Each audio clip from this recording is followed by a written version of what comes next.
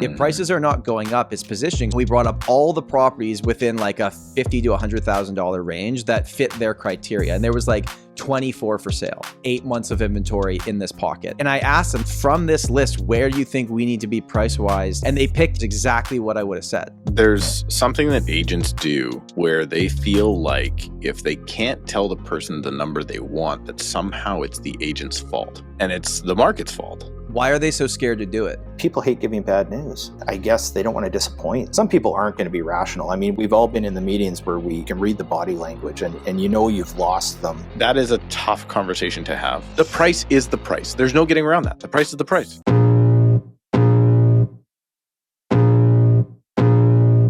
Welcome to the Tom Storey Show with Steve Karrasch and Tom Storey, where we discuss everything real estate or whatever else is on our minds. And we are recording.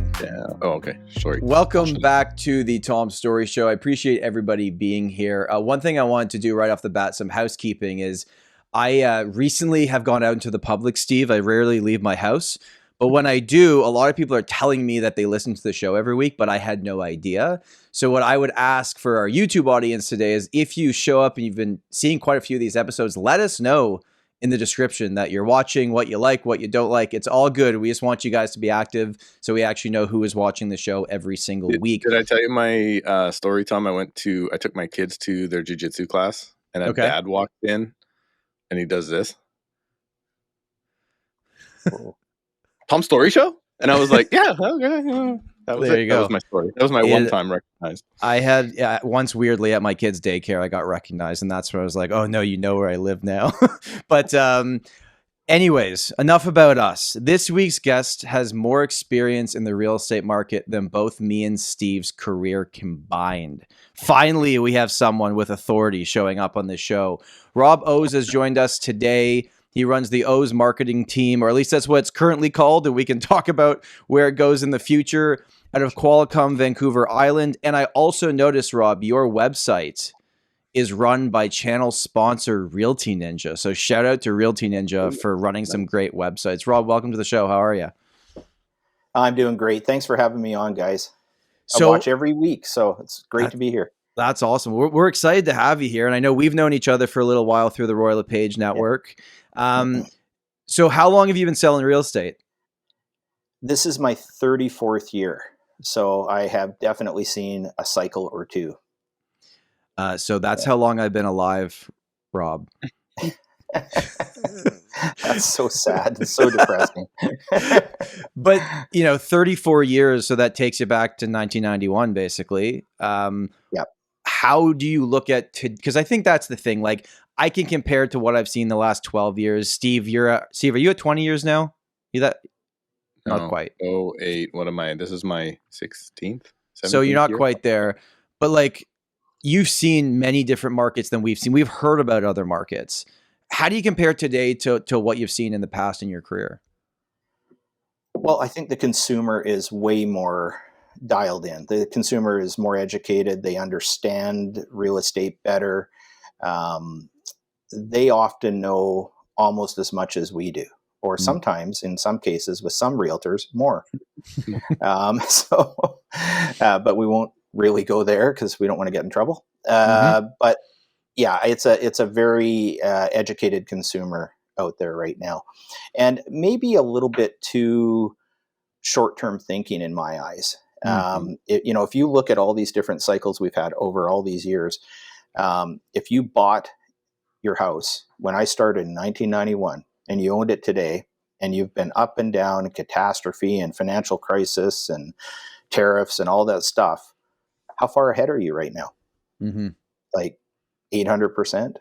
I don't know the number, but it's big. And so I think the fundamentals of buy and hold, and real estate's a good store of value and a good way to build wealth in Canada, I think that's still true. Because at least more recently, before things kind of calmed down, it felt like it was simply it was like a stock. It was like we were buying real estate as if we could just sell it easily and make some money and move on with our life, where that's not really what it ever was. And we won't go over the argument of like, is real estate or is housing a basic human need in today's conversation? But like that flip When you saw what happened from March 2020 to February 2022, was that the craziest you'd ever seen in your career in terms of transaction volume, prices, all that kind of stuff? Yeah, 100%. It was bananas. And we're a small market. Like, I work the central Vancouver Island market. So it's not just Qualicum Beach. It would be Parksville, Qualicum, Nanaimo, Nanaimo, that whole area. Our team sort of goes up and down the island. We don't go to Victoria and we don't go past Campbell River. So it's a pretty broad geographic area. It was craziness. Just unprecedented, perfect storm, really. Cheap money, lots of it printed. I don't think we'll see it again. Yeah, probably not for at least a long, long time. That type of crazy activity. Hopefully we don't, because then we don't have to go through these crazy extremes on both sides of it, right? Yeah, it's true. I mean, it was the expectations when they didn't change and the market did. That's the sort of thud we felt, right, in the last couple of years here, where sellers still had crazy expectations, some justified because they had bought in that high market, and they just couldn't accept the pain of a 10 or 12 or in some cases 20% decline.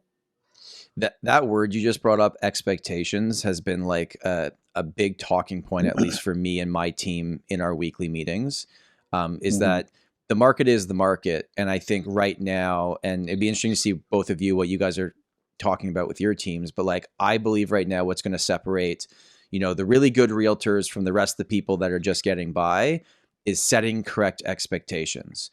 And I am having very difficult conversations with sellers, on market sellers, ready to go to the market sellers, or thinking about it sellers, that like, they're just like, okay, well, like and even like, tell me guys how you feel about this as well. But even when you sell properties in today's market, your sellers are like, well, if that's the best, we'll take it. They're not even happy. They're just like, well, fine. If this is it, we'll do it. So like, maybe Steve, I'll jump to you. How are you finding that setting of expectations, and how are you doing that with your sellers? But then even on the buying side, how do you set expectations for buyers that maybe it is a good time now, but maybe it's not? It was funny that you bring that up. So we just had a big kind of team meeting, and we went over like what's going on for listings, because our listing appointments right now we're not very liked a lot of the time when we walk in the room, right? When we start talking about values and stuff, we're liked until we talk about values. Let's talk about it that way. So I'm letting these, my team know, like, we have to set those expectations early on, because this is not any sort of a market where you're like, the number that the seller is thinking is likely higher than the number where value is. So on my team, we have this kind of joke going back and forth. Like, my team will do an evaluation and I'll do the evaluation, and then my number is always the lowest one. Right. And I usually, now that being said, when I track it compared to what they're doing, my list to sale ratio is better. My days on market is better. Right. So technically I'm pricing properties, I think, better. But now I'm finding that even the price that I'm putting on those properties isn't getting the job done. So then it's a matter of going to those clients when we're in the listing appointment and saying, listen, if this isn't happening in X amount of days on market, you got to look at price, because a lot of folks don't know where the price is right now. But you mentioned, going back into this craziness, possibly. I mean, some markets, from what I hear, Edmonton, Winnipeg, are on fire again. These rural areas are on fire again, like 15 offers on everything. So are you not experiencing that right now, Rob, on the island? Like, are you doing what my market and what Tom's market is doing, which is a tough slug right now, or what's going on? Sort of in between. It depends on the product. If we are looking at a under 1 million single family residential, if it's not overpriced for what it is and it shows well, it's gone, and it might have multiple offers. Difference being, it's not multiple offers 50, 100 grand over list. It's multiple offers at full price, maybe 10 grand over, that kind of thing. Still subjects, right? So yes, our market is actually up on single family res, 11% sales volume this year. That's 75 deals. that's only 75 deals. Right. We're a small market, right? Right. And that's just taking the Parksville, Qualicum, French Creek, Nanoose Bay market. So it's, what is it, 35,000 homes roughly. So it's fine. It's steady. There are a lot of listings just sitting though. And if we get into that sort of higher range, and for us, the higher range would be sort of 1.5 and up, it's a little slower for sure. Do you guys have, except in the super high end? So super high end is moving? I've heard that. Super high end is moving a little bit. Yes. 3 mil, 4 mil, that kind of thing. We just had a neat story. Not our team, but one of my colleagues sold a house in Fairwinds area of Nanoose Bay. Super nice neighborhood. It's like living in a screensaver. It's amazing. And it was an American buyer, which is rare right now. They had to pay the tax on this house. What was a $3,410,000 purchase. So with property transfer tax and the foreign buyer tax, it was $700K plus in taxes for these Americans to buy this house. Absolutely crazy. Absolutely nuts. Those Silicon Valley folks really wanted to get away from old Donald down there, eh? Is that why they bought? Yeah. They're coming here to actually live? The story is they were high up legal professionals in the Democratic Party. Oh. They're literally fleeing the country. Fleeing the country. And so, Rob, these aren't my clients, and this is hearsay, so qualify that. That zone, does that not fall because of population size? It doesn't fall in the foreign buyer ban. Is that why they were able to buy it?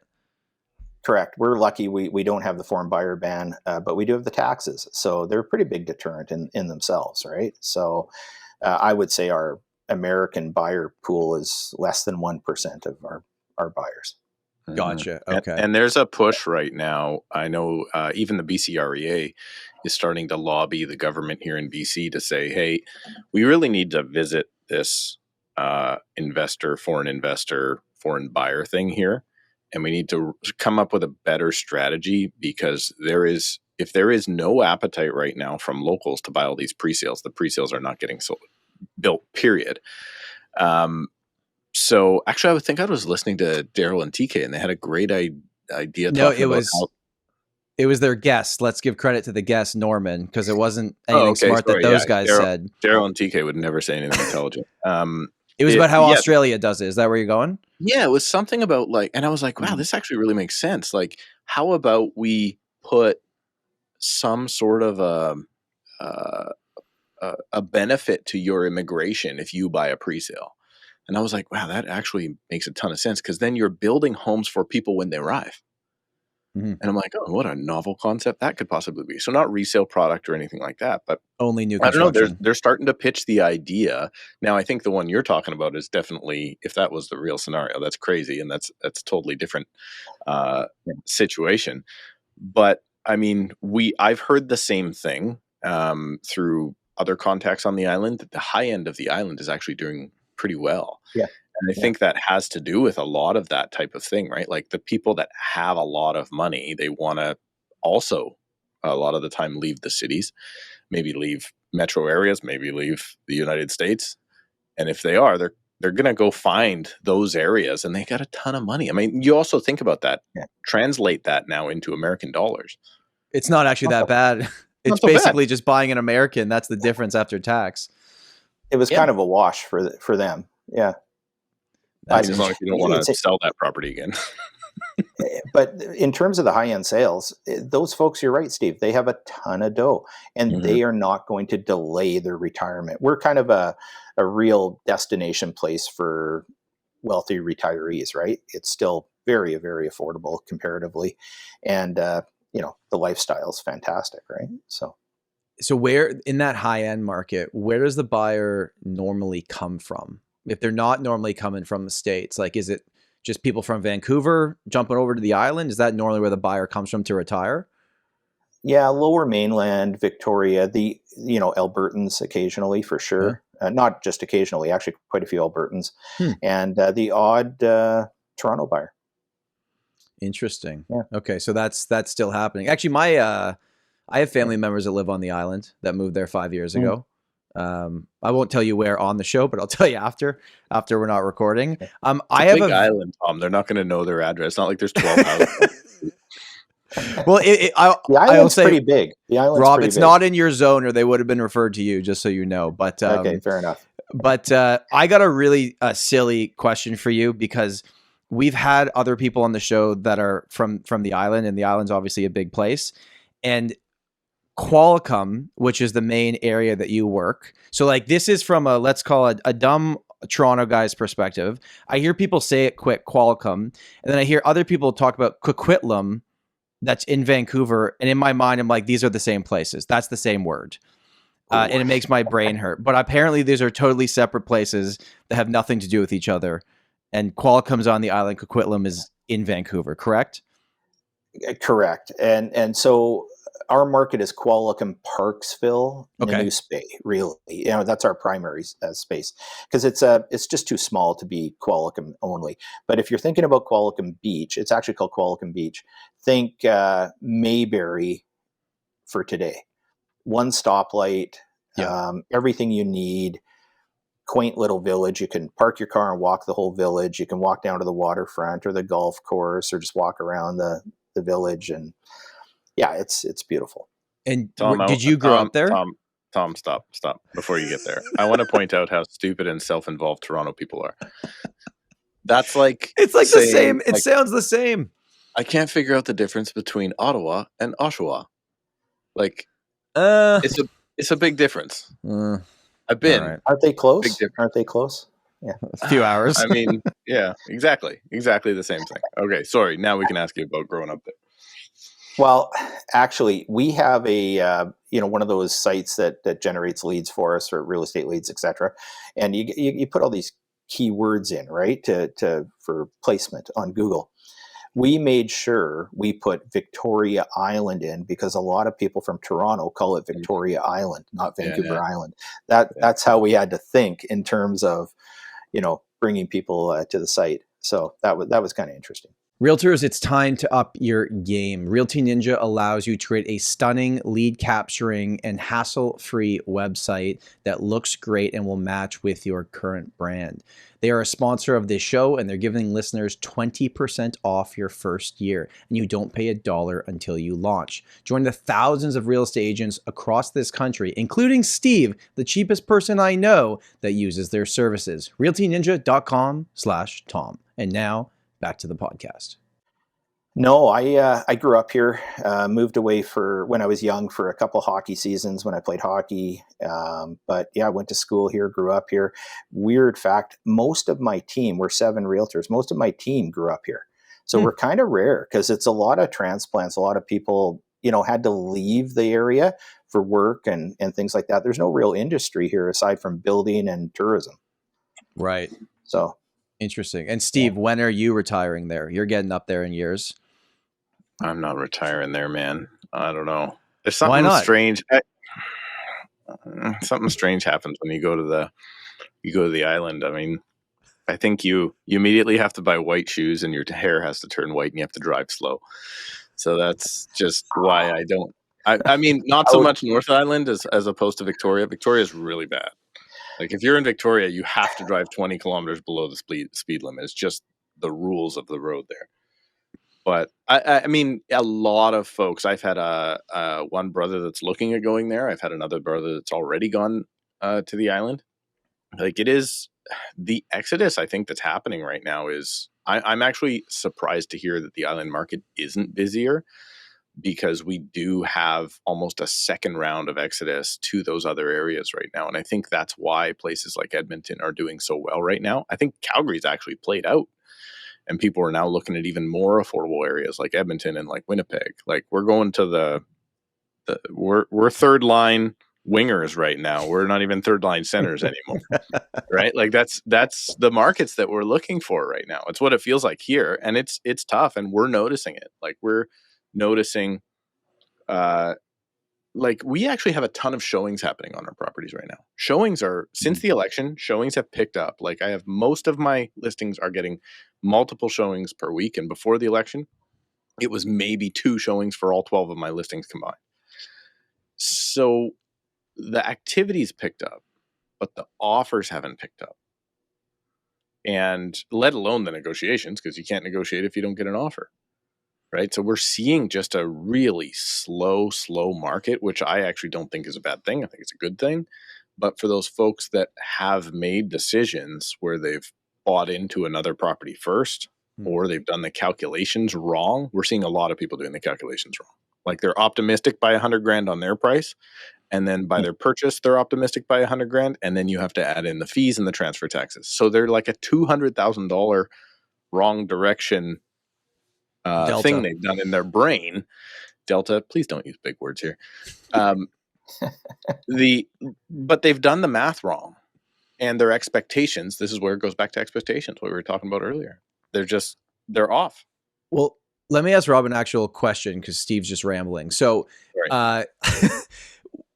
when I meet with sellers, and I think we all kind of take a similar approach. I think that's why our businesses kind of work well, because we're just upfront and we're honest with people about like, here's what you actually need to get sold. But let's flip it for a second and just imagine that we're a seller and we meet with 2 or 3 real estate agents, and they meet with Rob that says, I've been doing this 35 years. I know exactly where your home needs to be to sell. Here's the price it needs to be at. You'll spend less time on the market. You'll get what you actually want versus, some fresh-faced new realtor that they bring in because it's their friend's son and they just got their license. They go, I can get you $50,000 higher than that. Let's get on the market. So what does a seller need to know about, like, I understand we use the term buying the listing in the market. You give them a higher price and you work them down. I think it's a waste of everybody's time. But how can a seller better vet the real estate agents they're talking to make a decision?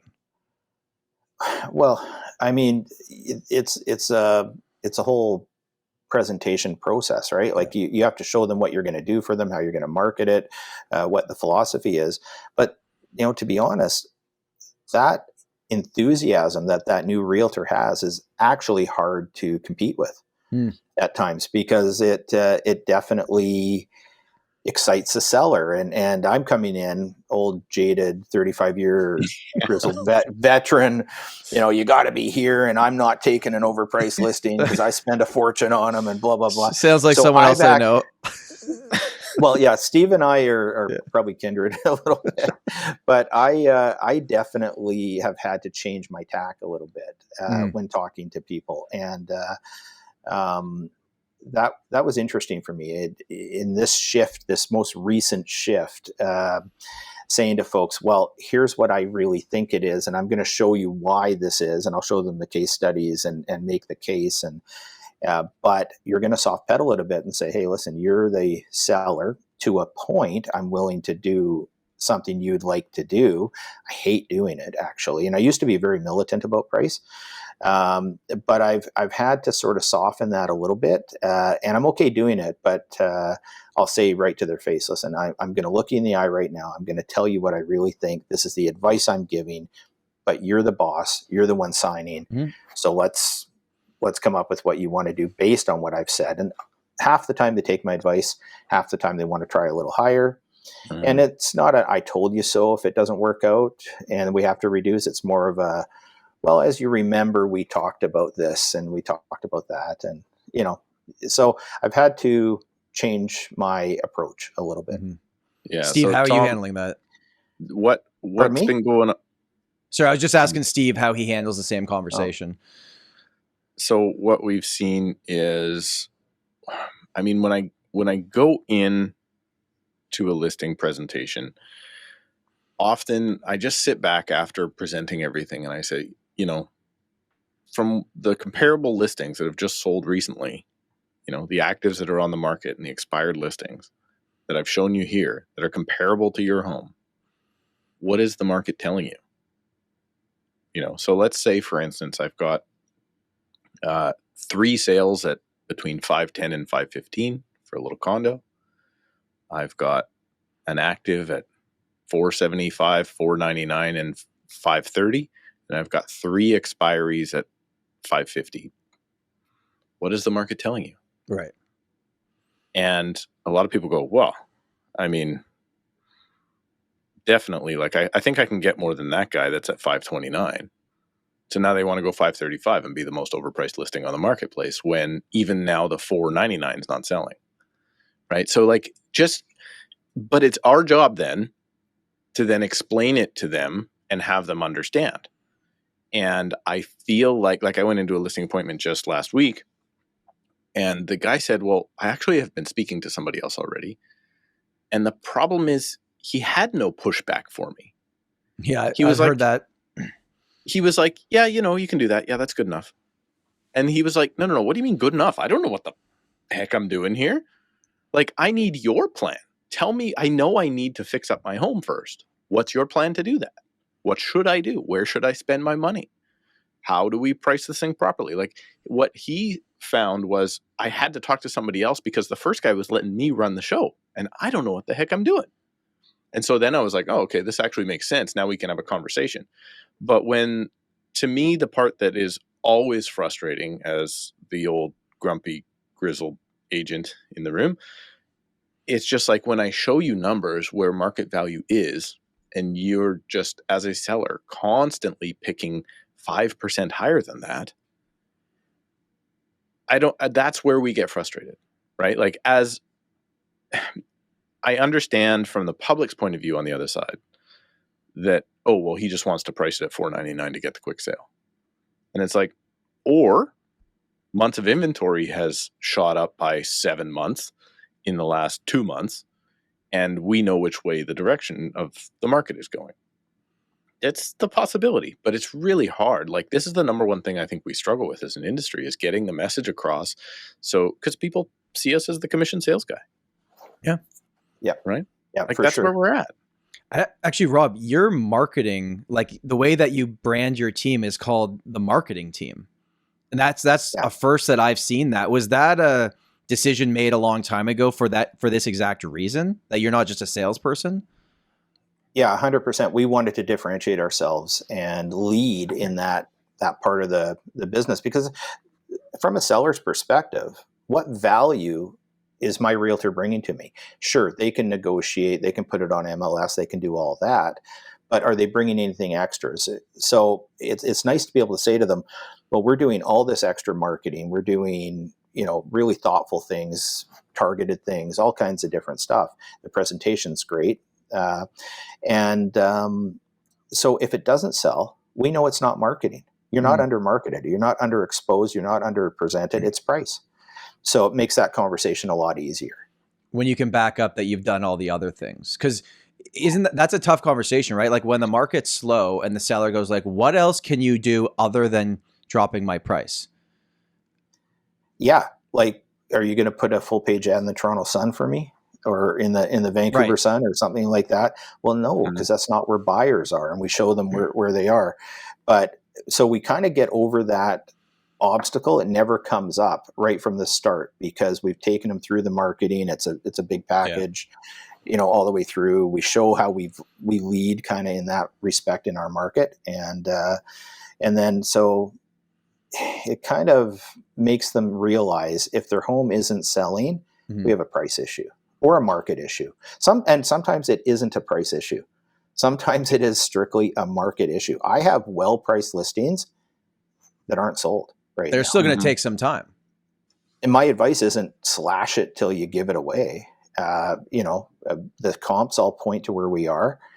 Now, maybe we do some things like take it off, give it a breather, refresh it, things like that. The old standard tricks that everyone sees through. But Are you seeing, Rob, reluctance for sellers to prepare their homes properly to hit the market? That's improving. More so in the $1 million+ range here. So we offer a staging consult with any listing we take, and I think a lot of realtors do now. And I find people are more tuned into that and actually asking for it. It's it's in our package. We talk about it, and some you walk in, their house is immaculate. They know what they're doing. They're ready to go, and they don't need it. But I find it's less of an issue now than it has been in the past. People are starting to understand we need to have the place looking good, right from the curb through. So, I had two recent situations where I was speaking with sellers, and one was just a Zoom call, and they had been on the market for 1 year with two different agents. Wow. And she told me on the call, multiple times, she said, "Be blunt with me. What's the problem?" So I named out the three problems, sent a really, really thorough email, never heard anything back. But it's okay. You know, like there's some, you're not going to get all of them, but she told me, she's like, "Tell me exactly what I need to hear, but it can't just be price." And I'm like, it is price. It's the only thing. And that's okay. Right. Like, I would have, if I took it at her price, I would have wasted her time. I really believe it. Right. Like it wouldn't have made sense. But then I had another one. This was a more formal, like, we will be listing this property. I sat down with them and we talked about, you know, we can look at what the market's done since you bought it. And it's, I find that showing them kind of the peaks and where things were and where they are now with an actual graph makes a big difference. Then we can look at the comparable sales. But exactly what you guys are saying, positioning is the only thing that matters in a sideways or downward trending market. If prices are not going up, it's positioning. So what I actually did is I brought my laptop with me and I did like a 2-kilometer radius. And we brought up all the properties within like a $50,000 to $100,000 range that fit their criteria. And there was like 24 for sale. And there was, by the way, there was 8 months of inventory in this pocket that they were looking to sell in. And so we just brought it up and we went through every listing. This took me a lot of time, but we went through it and we talked about, this was a condo, so it was a bit easier to determine value than maybe a house. And I asked them, like, from this list, where do you think we need to be price-wise to fit in to position ourselves as a really good option? And they picked in between these two other listings, which is exactly what I would have said. So I find, like, takes a little bit longer. You got to do a bit more research, but highly recommend to any seller going to the market or realtors listening to this, show them. And don't show them on an MLS printed out piece of paper that you can't see anything. Grab your iPad, grab your computer, show them as if they were the buyer. Which would you buy your property for this price, or would you buy one of these other ones for sale? And it made a big difference because they got it. They're like, we don't love that number, but like we get it. You know, like it makes sense to us now. Well, and you showcased that you were a pro thinking about it and trying to position them, whereas some of the other realtors, frankly, just, what do you want for your house? Right. You know, Yeah. They just want to get a sign up. Yeah. And there's something that agents do where they feel like if they can't tell the person the number they want, that somehow it's the agent's fault. Yeah. And it's the market's fault. The market is going to determine. Why are they so scared to do it? Why? People hate giving bad news. I mean, people don't want to be they just don't want to be, I guess they don't want to disappoint the seller. And I get that. I completely understand that. But there's a way to present it where you're just presenting facts. And some people aren't going to be rational. I mean, we've all been in the meetings where we can read the body language and you know you've lost them at the moment you've lost them, right? And it's just kind of okay, well, I'll soften this a bit and I'll keep going through the process and try to be more nurturing in the meeting because you can see it's painful for a lot of sellers. And this is the kind of market, especially in the last year, we've had painful meetings. And it almost took me back to 2009, late 2008, 2009, where, you know, we had some very, very, very tough market evaluation meetings where tears were flowing with people. And stuff. So, I was sort of reluctant though, to get back to that kind of messaging and that kind of a scenario, because it's really hard. It does take a toll on a person. If you're a caring, sincere, and, realtor, you really don't want to hurt these people. It's, it's kind of tough. But it's also your job to, I mean, they're hiring you, especially once you've been hired. Maybe if you're in a listing presentation and you're competing against somebody else, I understand the conversations that can go on. But once you've been hired, it's like, you've hired me to be your fiduciary and I have to give you the correct information. The correct information is you're not going to get the price you want. That is a tough conversation to have. I feel very thankful that I don't have emotions. So it makes it a much easier thing to do. Like, I really don't, like, the price is the price. There's no getting around that. The price is the price. Like, the price is what a buyer's willing to pay? And then the question mark is, do you want to accept that price? And if you don't, you're not a seller, so take it off the market. It's as simple as that right now, and it's really hard for people to understand. And I think the biggest issue that I have with it these days that I'm finding is you'll have somebody who bought a property 20 years ago, and they're not happy with the price that you're telling them now because it's 50 grand lower than it would have been this time last year. And you're like, but you bought this thing for $225. Last year it would have been worth 1.85, and now it's worth 1.799. And you're angry about it. And I understand the person that bought at the peak of the market for 1.9 and they, something happened, they have to transfer jobs or they lost their job. Those people, I'm like, oh, this sucks. The other people, I feel like maybe they're just legitimately greedy, or they've done some sort of a math in their head of what we've all heard it, what I need in order to move forward. For some reason, what I need always includes a new car, right? It just has to. Really? Oh, yeah. You don't get that all the time? No. Oh, dude, with my downsizers, I get it all the time. It's like, I need this much. I'm going to sell in Surrey for, I don't know, 1.4. I have a $300,000 mortgage. I need to pay the fees, and I'm going to move to Chilliwack, and I'm going to pay $950, and we want a new car. Probably 2 new cars. And that's their math. And I'm like, so wait, my negotiation to the buyer is, my seller needs a new car and you're going to pay for it. So you're not just buying this home, you're buying the home plus my seller a car. Like, come on, guys. Like, the math is wrong. It drives me crazy. Very frequent. Or I'm moving here and the house is going to be X, or that what I'm buying is going to be X and I need this much. And, or this, we hear a lot, this is my retirement.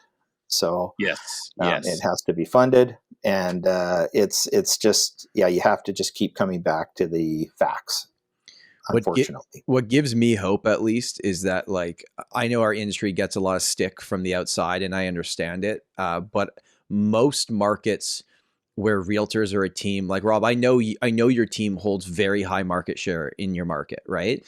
So it gives me hope that the people that I know that are doing things on the highest level are the ones having the realistic conversations. And that, we all get fingers pointed at us that it's our fault that prices are going up, where we've just spent the last 20 minutes of this podcast talking about how we're trying to tell sellers to list lower. But it's a tough conversation right now. Let's kind of shift this conversation here and go, okay, realtors are trying to bring housing prices down. We're the good guys. Okay. But who's not, who won't even answer the question is our new prime minister. I guess he's not so new anymore, but he wouldn't give a yes or no answer on, do you want housing prices to come down? Our new housing minister basically said, no, we just got to build more. I mean, we don't have to get too political with you, Rob, today, but there's a lot of older people with their retirement, as you just mentioned, in their houses that don't want to see prices go down. And a lot of them voted for the current government that is in place. Does the federal government really have can they do anything that will make any difference here? I guess that's the question. Well, if they want something to happen in pricing, either, I don't know what'll happen. It'll either go crazy up again, like it did, or it might bottom out. Just get the government more involved. I mean, get out of the way of the market would be my message to the government. Let the market sort itself out, and it will. But we're not gonna lose 50 to 70% of our values. It's just never going to happen. But we might see 20% corrections like we have in the past, and then they slowly build back up. I personally think the government needs to get out of the way. Like we talked earlier about the foreign buyer ban. Okay, in some cases that went a little crazy, and we were the beneficiaries of that, obviously. But saying to the world we're closed for business, how does that help any market? I just don't quite understand that. So maybe some hybrid ideas like the one you guys talked about earlier, where you get some credit for your immigration if you buy a pre-sale condo or something. That's a great idea. I don't know. I think the political realm is so divided right now, and you're right. The people that voted for this government to stay in place, primarily are homeowners of a certain age that want to keep the value of their home. I'm one of them that would like to keep the value of my home. However, I voted for my grandkids. And I don't mind saying that, because I think we're under a mountain of debt. And not to get too political, but there's a reckoning coming. And, unless they open up the economy and promote capital investment, which is the biggest problem in our entire economy, real estate or otherwise, capital investment. If you don't have more capital investment in this country, we're dead. We're doomed. See, the real problem is we didn't know your grandkids were running, and we would have voted for them too over what we got. So. Yeah. No, I mean, grammar. Yeah. It's definitely. I don't think we've got the guy now with the plan. We don't have a plan. I am. I don't know what's going to happen, because I do think we're going to plunge into a very bad time over the next little bit. I think it's going to. Well, it's already there. We're already in a bad time. And then whenever that cycle turns around, it's going to be such a problem that we go right back into the problem again. Like, I do think house prices are kind of coming down in most places at the moment, as we talked about. If you want to live in Edmonton, I don't know why everybody does right now, but they do. But I'm sitting here thinking about, like, on this channel, below this episode somewhere, there's going to be somebody saying the market's crashing. On my main channel, the market's always crashing. And I'm sitting here going, well, let's see if we did get a 50% correction. Hey folks, if you're looking for a real estate agent in the city of Toronto, let's face it, you gotta call my buddy Tom Storey of the Storey team and LePage Signature in Toronto, Ontario. They're your obvious choice, because Tom is not just the co-host of this podcast. No, he is a real life and top producing real estate agent in the city of Toronto. There's nobody out there that knows the condo market better than Tom and his team in downtown, but they do service the entire city of Toronto and any of your residential real estate needs. So if you're looking for an agent, do not hesitate to reach out to Tom, book a call with him using the link down below in the description of this podcast, and let Tom guide you through your real estate journey. And now back to the podcast. 50%. So the one bedroom condo went from 500,000 where I am to 250. Steve is buying 6 of them. Right? Like that. So all those people that are hoping for the prices to crash, let's hope that your prices are coming down like this. You're still in the same entry point, and all those people that have money above you are acting into the market before you are. Does that make sense? So, like, that's why I don't ever think that prices coming down is a good thing. This is actually maybe why I'm barking up the wrong tree and doing a two-faced argument right now. But maybe just more access into the market is the right answer, right? Maybe the increase from CMHC to $1 million to 1.5 is the right answer. I personally don't believe so. But bringing house prices down is definitely also not the answer. It can't be the answer. And so far, it's like the prices have come down from the peak. And although interest rates are down recently closer to the 4% range, they're not 2% like people were buying at peak prices. So it's like, if you don't need a mortgage, totally different conversation. But the actual monthly cost of owning a property is not too different today than it was even in the peak with today's mortgage rates. And I understand if you bought in the peak with a 5-year fix, that's coming up soon, and that's going to be not great because you paid up. You should always want to pay a lower price. I get it. But if it's like it's correlated to interest rates, so like we could get that condo to 250, Steve, if interest rates went to 12%, right? It could happen. Maybe. Could, yeah.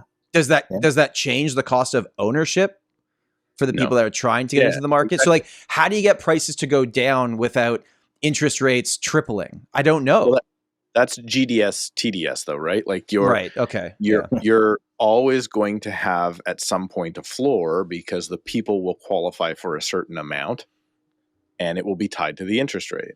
Mm-hmm. So that's just, the bank is going to get 39% of your income if you want to be a homeowner. That's it. It's 39%. So unless there's one person that's making a crazy amount of money and for some reason they want to go live in a terrible neighborhood in a 1-bedroom condo. But generally speaking, people search to their limits. So they're going to get 39% of your money. And if you get more money, if you get raises, you're probably looking at moving up. Right. It's the reality of it, right? That's how the market works. People can be mad at the market all they want because they don't make enough money or they don't have a down payment. But that's how the market works. It's where it is. There's really no avoiding that. But maybe this week, maybe TIF will come to the table and make it all affordable again. What do you guys think is going to happen? Yeah. So next rate announcement. I actually think they need to do a supercut again. Really? 50 points. Well, I think the economy right now, there is very little investment happening into our economy right now. Mm-hmm. There's so much uncertainty. The prime minister has come out and said we're in for tough times ahead. And we're one of the only countries talking like that, by the way. Yeah. Like it's really frustrating because we have so much to offer here. We have such a great place to live. We've got, a good work ethic in our country, yet we're talking about these hard times. So I think they have to stimulate. I think the way they can stimulate is drop the rates. Capital investment in anything, housing, businesses, whatever it is, we need to start creating. Our GDP per capita, it's embarrassing for a developed nation like ours. Mm-hmm. So anyways, don't mean to get too political. I am quite a political person. Like I'm not involved in politics, but I think about it a lot. Mm-hmm. But I mean, these are common sense things that they're just not addressing. Well, we have to think about politics we're welcoming Tom into the politics, by the way. I've tried to remain out of it. He's now a father of 2. And as he gets closer to 40, he realizes that hockey doesn't mean anything anymore. And you have to switch to politics as your favorite thing to do. So we're trying to bring Tom in. He's got early onset, midlife crisis dad stuff going on. So we're welcoming him into it. So I'm glad you're here to help me do that. Well, I feel like what you just said is totally right about the economy, but then inflation comes in at 1.6, under 2%. And if you look at why, gas prices and then the removal, I guess not the removal, but the bring in the carbon tax to 0, that was why inflation's coming in lower than it previously was. And I think TIF's got a really tough decision to make. I still think by the end of the year, the overnight rate's probably 2.25 or maybe 2, but I don't know if this is the one they're going to, I don't know. Well, I guess, we'll see. Let us know in the comments what you think's going to happen. Well, I mean, if you think about, Rob's right. The economy pretty much stinks right now, right? The economy is not doing great. The housing market, which is a measure of the economy, if you like it or not, is not doing great right now. So if that's the case, there's a really good argument that a cut is needed. Because what did we learn before? In 2022, we learned that they probably waited way too long to increase because they waited for the measurements to come out. They waited to go, oh crap, this is out of control. For instance, what did they increase the first time? March 22? March 22, yeah. Right. Yeah. And remember when I used to have that board behind me here, Tom, and it just I had a whiteboard back in the day with my videos. And I was just I had make money expensive again hashtags on there, in November, in September of the year before, but they weren't interested in that. They were riding high. That was the time. Remember we were talking about the Great Resignation. There's not enough workers. Mm-hmm. Now we got way too many workers. Yeah, no more quiet quitting going on. No more quiet quitting. The amount of people that are there's so many folks reaching out to me now that are moving because they're going back to the office. That's a legitimate, constant conversation I'm having now. And I don't know. I think that there's a very, very good argument they should cut, but let's not. Why do we have to cut every single meeting? Maybe the right move is cut once every 2 meetings or once every 3 meetings. But to think that the trend line, just like the trend line in months of inventory right now, is going through the roof for me. So I'm telling my clients, listen, I understand that the price says you should sell here. That was 45 days ago. There is now double on the market from 45 days ago. So the trend is showing me we need to bring our price down. Just like that, so does the economic data. And if we don't get in front of it, I think we're going to end up screwing ourselves. But Bank of Canada would have had this inflation data long before it was made public. They would have known this was coming, right? You'd hope at least they'd have it first. Yeah. You would hope, but they haven't made the right decisions all along. I mean, I think there's been a lot of fumbling of that portfolio. They just, for whatever reason, like Steve said, they were so slow to raise. I mean, everyone could see that coming, that bubble coming. Like if you were tuned into the real estate market and had been through a few cycles like that, I actually did see it coming. I sold 3 properties at that point, and it was simply because it's never good forever. And you knew it couldn't be, and you could kind of feel it, right? So now, a lot of luck involved in that timing, but we're not learning from history sometimes, and I think the buyers right now aren't learning from history either. Because the buyers in a market like this, they're focused on, how low's it going to go? And I'm not going to buy yet. And I get that. But also, when you're entering a market like mine, where there's 10 months of supply, like you don't know how good you got it. If you need insurance, you need to go where I go, squareone.ca. At squareone.ca, you can get a quote done in just a matter of minutes. If you're a tenant, landlord, or a homeowner and you need a policy, go to squareone.ca, or better yet, go to squareone.ca/The Tom Storey Show and save $20. That's squareone.ca/The Tom Storey Show for your discount on home insurance right now. Right? So there's errors made on every which side. I mean, the errors, I think I've talked about this 10 times already, Tom, and I apologize, but like the amount of people reaching out to me about pre-sales and how good of an investment they are right now is driving me up the friggin' wall. Like they're like, look at this 450 square foot place. It's only whatever, $1,000 a square foot. And I'm like, in Surrey? You know, the resale's like $660 a square foot? Like, guys, I don't know. It's, we are terrible at learning from history, because history isn't just what happened 2 years ago. History is what happened in previous cycles. Well, the indecision with buyers right now is shocking, right? When you think about it, they all wanted to get in when they had to compete with 8 to 10 other buyers at over list price with no conditions. Now they can have conditions. They can do lots of due diligence. They can negotiate price. They're not always competing, very seldom competing. It's a perfect buyer's market right now. I got a question for you. So you had talked about how you sold a few properties before just kind of things flipped. And then you had also said, when we were chatting before this, you said something to me that said, there's no investors except for me. What are you investing in? What opportunity do you see now that you saw on the other side of the market when you sold stuff? Well, just the timing. I think the timing right now is super good, right? So I can't remember the last time our team sold a property to just a straight up property investor. It's got to be over a year, maybe longer. And for me, we just bought a property last week. We close on it we close on it Monday, I think it is. And for us, it was the perfect scenario. It was a property that wasn't moving. The seller wanted it sold. We were able to make a good, fair deal on it at a price significantly below what similar products sold for at peak, like 22% less. So it was a good buy. And this particular property is a vacation rental that's legal. So Parksville has this neat little spot called Resort Drive, and they got an exemption for the vacation rental ban because there's 180-day zoning there.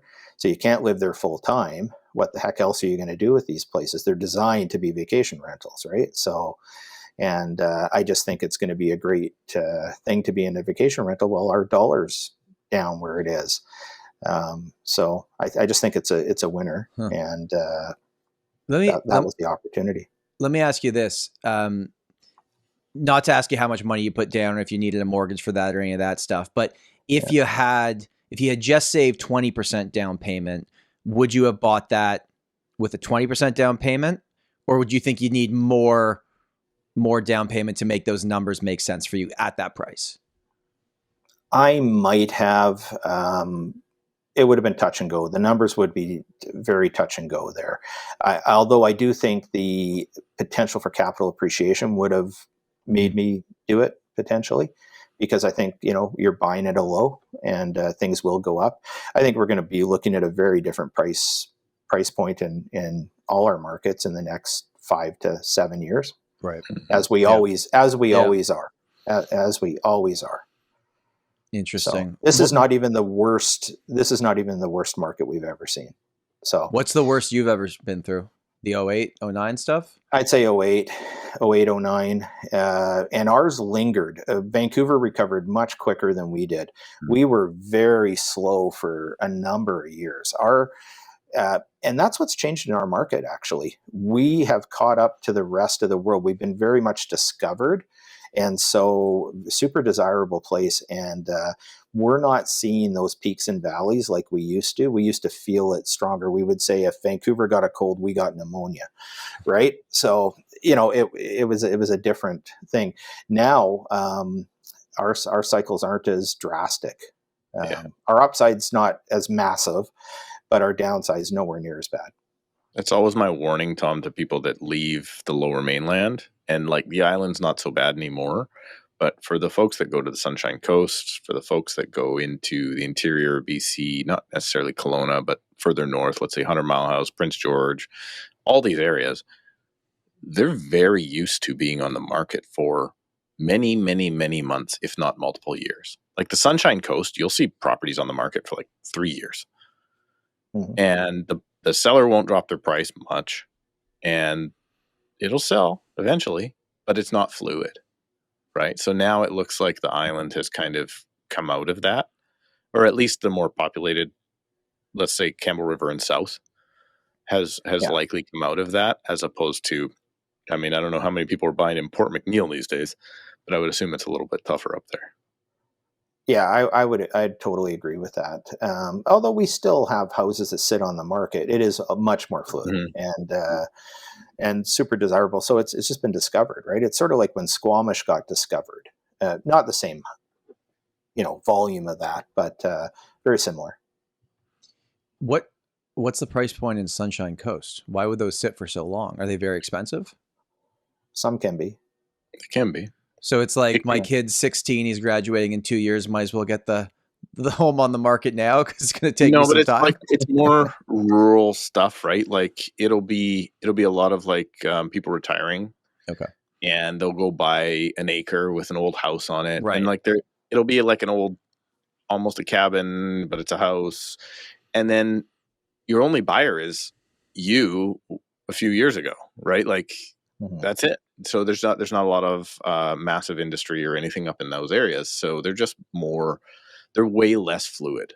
Gotcha. As opposed to here in Vancouver, where you just like Toronto, right? Like I know the market's terrible in Toronto. I was watching. Did we talk about this last week? I was watching a CBC report, and they were interviewing a guy about the condo market in Toronto. And I saw who they interviewed. He's not an active player in the condo market. Okay, so it was not Tom Storey, and he's like 7 months of supply. This is crazy. Buyers just, and I'm just like 7 months. I'm like, cool, man. Surrey's like, hold my beer, bro. Like 14, 15, 17 months. I don't know. It's not that bad. 7 months supply is not that bad. It's downward pressure on prices, but it's not terrible. 28 months of supply is a lot worse. Rob, I want to wrap this up by giving you some spotlight. This episode will come out after I think you do your rebrand. So for the people that are looking to move to your market or already in your market, what's the new name of the team? What does this all look like? Well, I'm taking on an equity partner, full partner actually, Jennifer Galloway. She's been my senior partner for 8 years, been with me a long time, great hard worker. She's earned it. She's going to be a wonderful partner to have. So we're changing our name to O's Galloway Real Estate Group. No marketing in the name this time. Uh-oh. Change But we're of still going to pace. market.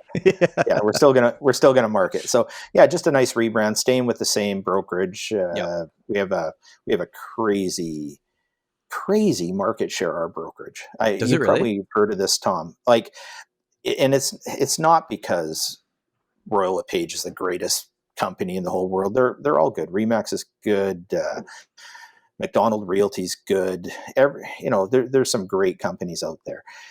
It's just our local market. We just have the biggest collection of the top producing teams and realtors in our marketplace. It's like 76% market share. Wow. Which is bananas. And there's our market has maybe 170 realtors. So, but 170 realtors for 35,000 homes. So Right. per capita, it's probably as saturated as any other market, right? The trouble is it's embarrassingly good. I mean, we have so many good practitioners in our market. It's not like the Toronto market where you get, more than half the people selling 2 homes a year or less. It's we have real working, good professionals here. Mhm. So it's an interesting market. I think the Fraser Valley, they don't publish these stats. I wish they did. I think the Fraser Valley has usually an average of about 4.3% or 4.3 homes per year per agent. I think it's something like that. In a good year, it gets up to 6. And how do you live? I think the median is median average. Is that right? Median sales per agent is still 0 because more than 50% of them do nothing. Don't do anything. Yeah. That's incredible. Well, on Toronto commissions, you could live like a king though, right? No, you need more than 3 or 4. I'll tell you that. It's you need at least 4.3. I think the Toronto numbers, because like City of Toronto is not like TREB. Those agents do so many different areas, and I'd argue only 50% of them maybe wake up every morning and actively try to sell a house. There's a lot of people that just got their license, or like my assistant is licensed because I want a licensed assistant, but she doesn't trade, right? So like that, all those things count, but I'd say maybe half. But there's certainly there's a lot of good people in Toronto, but there's a lot of people that don't do that much business. Where like compared to a smaller market, if you're going up against somebody else, they're probably really good at what they do. Yeah. Where I'm not always 100%. Sure of who my potential client is also talking to. I don't know what their experience level would be, right? And I know 100%. Oh, go ahead. Oh, I was just going to say, and the trouble with this small market is everyone has some name recognition. So, people know who the realtors are or the real players are. So every listing I go in for, I assume I'm competing with 3 at least. Yeah. Okay. And 2 of them are from your office. They're almost all from my office. Yeah. So you compete against. You're just like, hey, you guys want to go for lunch after our multiple listing appointments at the same house? Yeah, exactly. And then for some reason, when you go to Calgary, every team is selling 700 houses a year. So I don't know. That's a different thing too. I don't know. Totally different thing. Well, Rob, I appreciate you doing this. I know as someone that listens to the show, it's cool that we got a chance to have you on. We've been talking about having you on for a while. So I appreciate you coming here, showing us two rookies how this is actually done. How if you're good at what you do, if you build a good brand, that you can survive 35 years through different cycles. I know a lot of our audience is consumers, but I guarantee there's some realtors listening to this right now that feel like they'll never sell a house again. Just hang in there. You will eventually. Yes, Steve's one of them.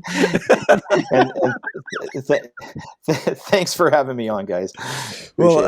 Thank you for being here. We'll put all of Rob's information in the description of this video. Thank you, everybody, for watching and listening this week, and we will see you next week. Bye. Bye. Thank you.